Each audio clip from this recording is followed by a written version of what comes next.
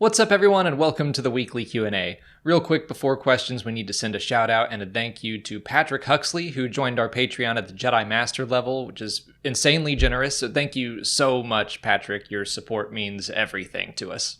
Our first question comes from Alexis Luna, who asks what we think of The Mandalorian getting an Emmy nomination for Best Drama Series. Honestly, pretty surprised. Very excited, obviously. It's kind of like when Lord of the Rings was getting so many Oscar nominations. It feels like fantasy and sci-fi usually gets ignored with this stuff, but maybe Game of Thrones has changed all that. Well, yeah, I mean, even Star Wars, what have they won over the years? Score, obviously. I mean, they get nominated for effects and editing and stuff, which The Mandalorian also did. They got nominated for like 15 things. Yep. He has something to say.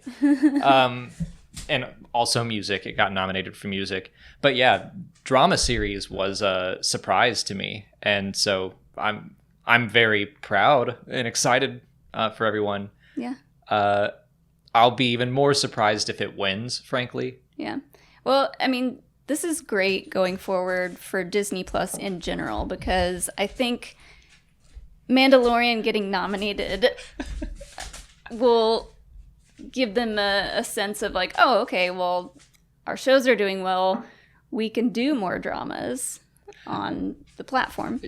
Part of it, I mean, I don't know where else I would put The Mandalorian, but like it doesn't seem like a drama to me in the same way that you would classically think some shows are drama. It's not like The West Wing, you know, but it's also not a comedy or anything. So. Agreed. Flash Turtle wants to know what we hope Taika Waititi's Star Wars film will be about, and Jim W. asks what we hope the next movies will focus on going forward. Kind of combine those two because they're very similar. Taika Waititi, it sounds like he kind of hinted that he enjoys writing romance more, in like the same sentence as him saying that he is currently working on his Star Wars movie, which romance has been a part of Star Wars since like always. But yeah, it'll be interesting to kind of see if that's what he meant when he said that.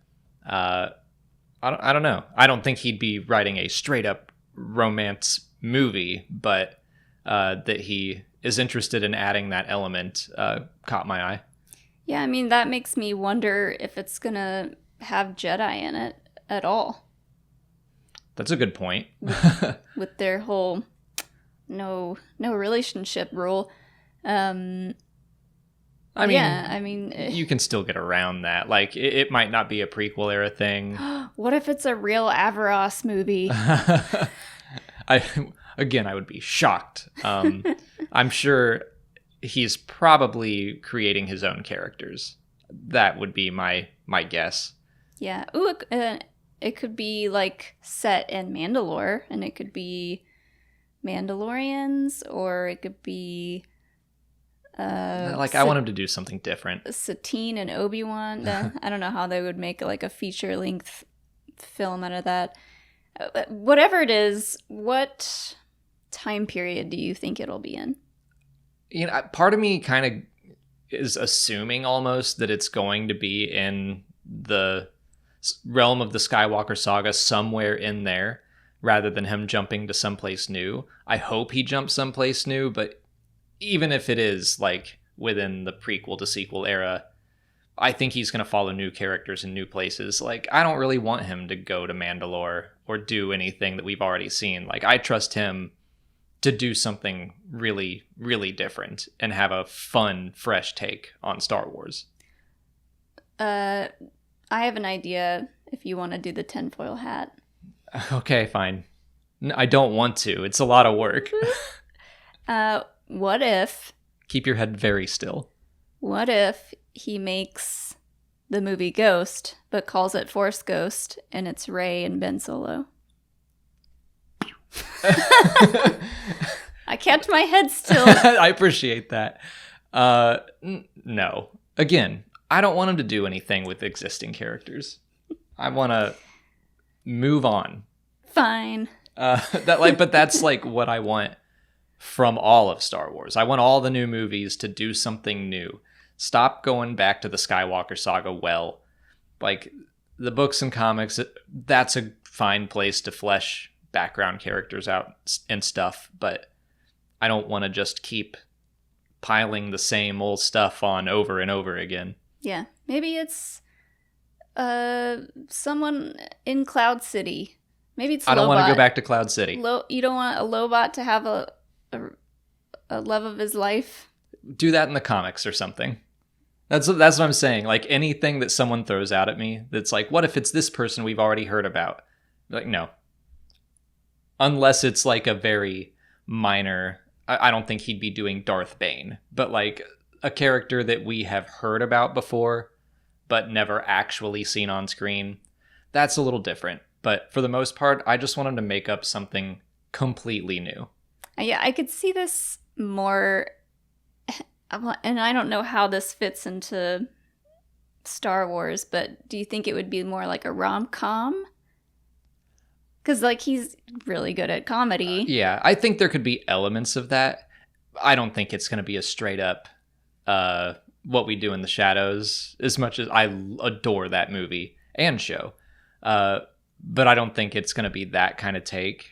I'm sure there will be elements of rom-com in it to the same degree that, like, The Empire Strikes Back had Han and Leia bickering, but I don't think it's going to be a straight-up romantic comedy set in Star Wars. Okay. I keep thinking of ideas, and I'm like, well, that's something that's kind of already been done. Like, what if it's cadets training for the First Order, or the people working on the Death Star? What if it's on Alderaan?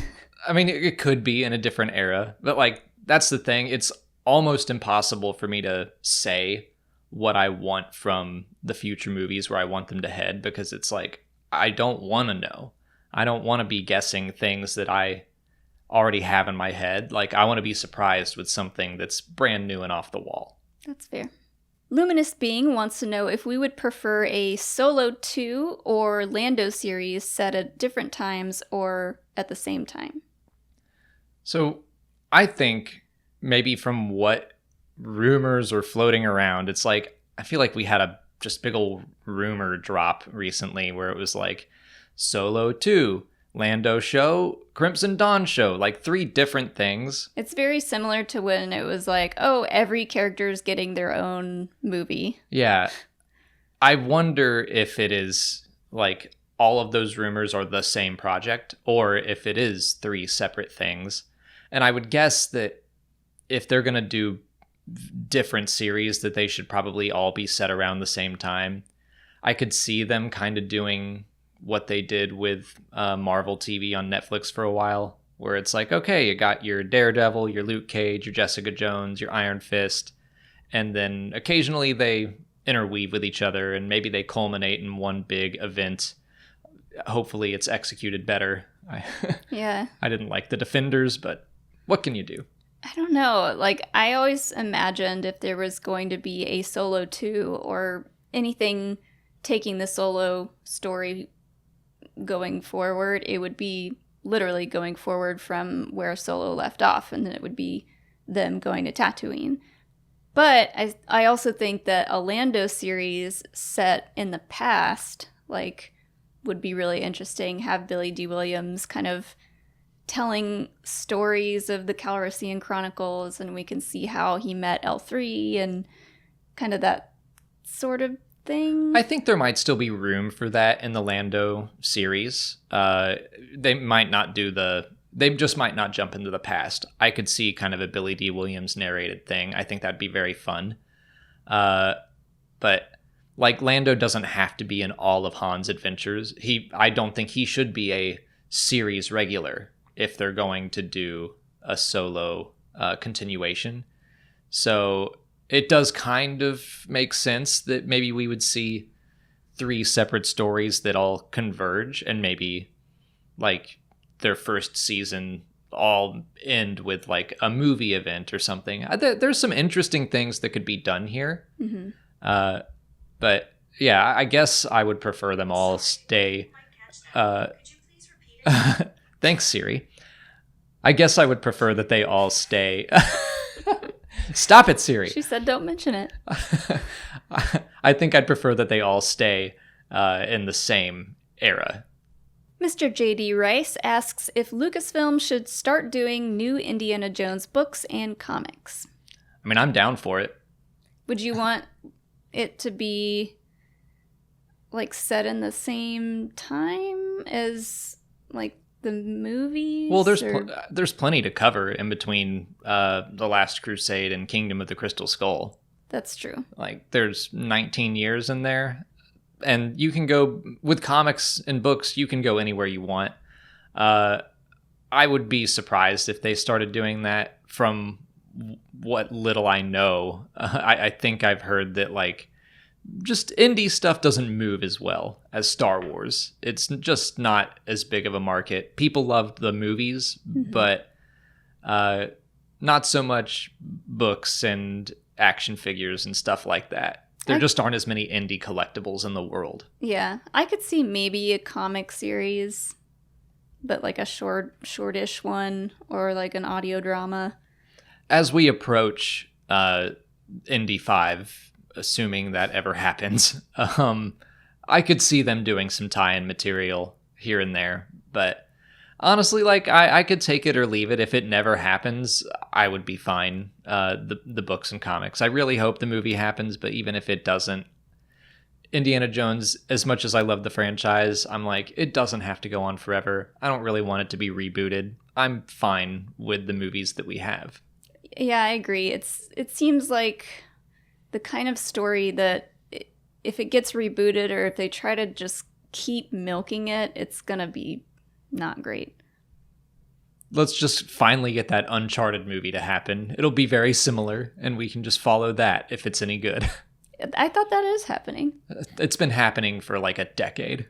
Like, wasn't Tom Holland gonna be? So they say. We'll see. That's it for patron questions. If you're a patron and you didn't see your question answered here, just head over to Patreon where we left you a written response. If you're not a patron, you can learn more by following the link in the description. Just $1 a month will get you access to extra Star Wars Explained content like audio commentaries for the films and for the Clone Wars, which we're currently going through. And this week's episode is Gungan Attack, and all of that is available right now if you're interested.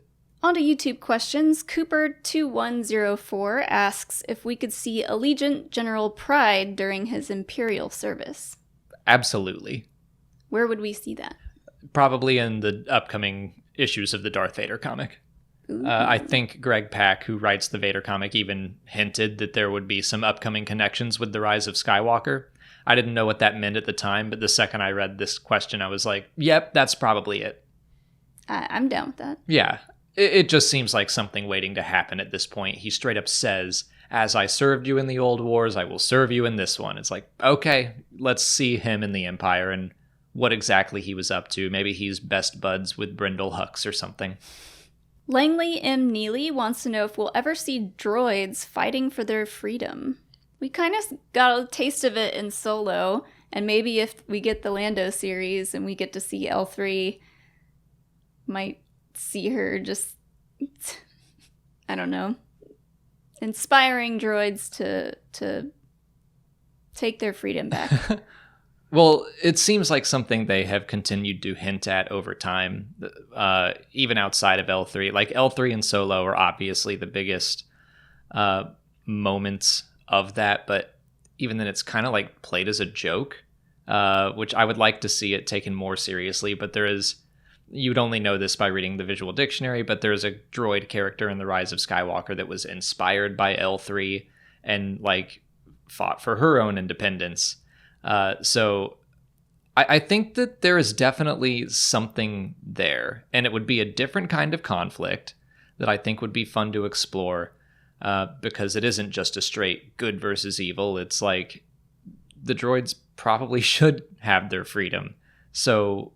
yeah, like, whose side do we fall on now? And where do all of our heroes fit into this? Do they agree with the droids 100%? And there's also this group called the Droid Gotra, who they're like a more militant fighting group, who they're trying to take over humanity. So there's a lot of interesting stuff to be explored there. I just don't know how they would tell that story. It would be really hard to do like live action or animated. Well, maybe not as hard animated, but I feel like that's more of, like I said, again, like a comic book type story to tell, but it depends on how big of a scale we're talking. Well, it's just a weird gray area right now. I feel like it was interesting. Like, I do think that droids have like sentience, but then it makes all droids everywhere feel like, oh, is this slavery? Like, is C-3PO a slave, or is he choosing to be there? And I think that for the Resistance and like R2-D2, I think they've made it pretty clear in reference books that no, the droids like want to help. They are treated as equals by the Resistance, and then the First Order treats droids like tools, and some people still do that. The Jedi did that. So it's just a very kind of nebulous thing right now where I'm like, where does Lucasfilm stand on this? Like, what are they trying to say with the droids? And I think it needs more clarification. But I do think they've been hinting at something like this for a while, especially with the droid Gotra. Do you think we could see something about, like, there's a significant group of, like, battle droids after Revenge of the Sith that decide to go off and have their own planet and fight for their... Well, we kind of saw that in Star Wars Rebels. Like, Yeah. they find those old battle droids, and at the end they're like, okay, we're gonna go do our own thing, and they're like, okay, bye. Maybe expand on their story. Yeah, I'd love to see them and Kalani come back. That feels like a dangling thread just waiting to be pulled on. Noah Kurlander asks if Thrawn could be in The Mandalorian. He could be. Who could be in The Mandalorian this week? Don't want him to be. Could it be Thrawn? It's too many people already. Is it Ahsoka? Is it Luke? Is it... They're all rumors right now, but like I was kind of talking about with the movies, I want the Star Wars universe to stop focusing so much on the familiar. I loved The Mandalorian for the fact that it's like all new characters, and then the Darksaber shows up, and then it's like, okay, well, season 2 is going to have maybe Ahsoka, maybe Rex, maybe Sabine, maybe Boba Fett, maybe Cobb Vanth, which Cobb Vanth is pretty cool. But like, I don't want them to just take what I found to be so unique about it and then dump everyone else in. I want it to continue being its own thing. I don't want every episode to have a guest appearance by someone we already know. Yeah, I think we probably won't see Thrawn again, aside from the books, which are prequels, until we get the supposed Rebels sequel series. And other than that, the only time I want to see Thrawn would be, like, live action Thrawn would be, like, in a movie as, like, a huge surprise reveal, kind of like Palpatine. Yeah, that'd be cool. And there is something about Thrawn that I have found, the more they focus on him, the less effective I find him. I love the character, but he's very central in Thrawn alliances and treason. And I was kind of like, I don't know, it ruins some of the mystery of him, which I think is what is intriguing in the first place. Like, you're usually, in the old Thrawn trilogy, you're looking at him through Gilead Pelion's eyes. That's how you are seeing Thrawn. And then in Treason and Alliances, it's like, okay, well, you're just getting Thrawn all the time. And he's talking and saying a lot of words. Perhaps. So many apostrophes. But yeah, I just don't want him to be overly used or too focused upon. Predator Gamer 1 wants to know if Maul and Savage were Force sensitive, or did the Night Sisters make them that way? So I think we've talked about this before. And I don't know, what do you think? I always was under the impression that they were Force sensitive. And Savage was absolutely enhanced by dark side magic, but yeah. I don't think Maul was at all. But even without that, I think that Savage was able to use the Force, although he may have not completely known it or understood it until he was in training. Yeah, I can believe it with Maul, But with Savage, it's hard to tell because from his story, he just goes from like no force sensitivity at all to being super strong. You could argue that like he had innate abilities and that's why he survived Asajj's trials. But yeah, I don't think he was walking around like, I'm force sensitive and I know it. That sounds like a song. Yeah. It is interesting to think that the Night Sisters have that power if their magic can make someone give them the ability to use the Force. For some reason, that feels a little antithetical to me. I like the idea, but also maybe to get around it, it could be like something that eventually wears off. Yeah, but it doesn't seem to with Savage until he's killed. So I like to think of it as he was force sensitive and then he was enhanced. Enhance. That's all the time we have for questions today. If you want to leave a question for next week's video, just put it in the comments below or sign up for Patreon to join our weekly Q&A discussion. If you haven't already, please like this video, subscribe to the channel. Follow us on Twitter, Instagram, and Facebook. And as always, thanks for watching, and may the Force be with you.